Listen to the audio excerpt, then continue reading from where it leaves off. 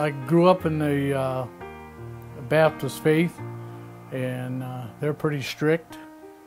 No tennis shoes, no shorts, no blue jeans, and they expected you to do that. And if you didn't do that, somebody would say something. When I was a kid, I was like forced to go to church. I feel like I was forced to go to school.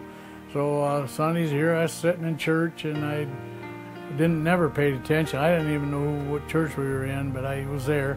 My faith was kind of lax. I had to go. I felt like my mom and dad. I had a stepdad. My real dad was killed in the Second World War, so I had to.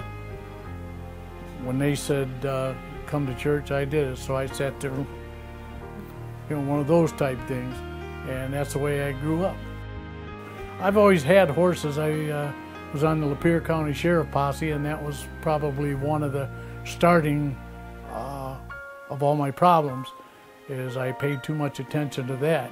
And I was on the Sheriff Posse, the president, and I was just devoting too much energy and not enough time for going to church. From then on, it went downhill.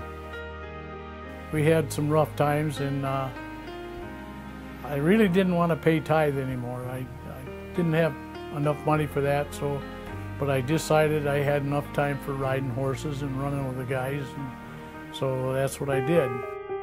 One night, I got a sore throat and a headache, and I was working on my buddy's barn.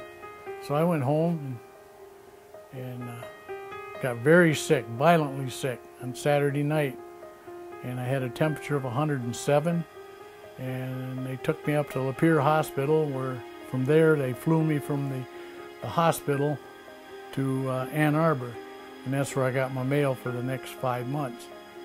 And they kept me in a coma for 5 weeks or 7 weeks, and to let my body heal. And then they started taking parts. They took my fingers, they took my feet one at a time. Bacterial meningitis, and it's almost like a flesh-eating, they kept me in the burn center at the University of Michigan, treated it as a burn. When I was in the hospital, I knew why. I figured it out. I had a lot of time laying there. I figured it out that he could have scorched me like a bug, but he gave me another chance. And I appreciate that. I'm not bitter. I'm not bitter a bit. I haven't lost my sense of humor. I never got a bad attitude about this. I want to help people. I decided I've got to go a different direction, and I was going to trust God. Who else could I trust? I mean, He put me in this position for a reason, and I better pay attention. So then that's when I started, I talk more at night. I'm not a good prayer. One of our pastors used to say, you yarp. I just talk to the Lord like we were sitting in a wagon or something, and that's my idea of praying, or driving down the road and talking. So I decided to try it. I started going to church again. I had not much else to do. I couldn't ride, and so I decided, hey, I'm going to get saddled up with that. I found out what I was missing, and I'm glad I come back.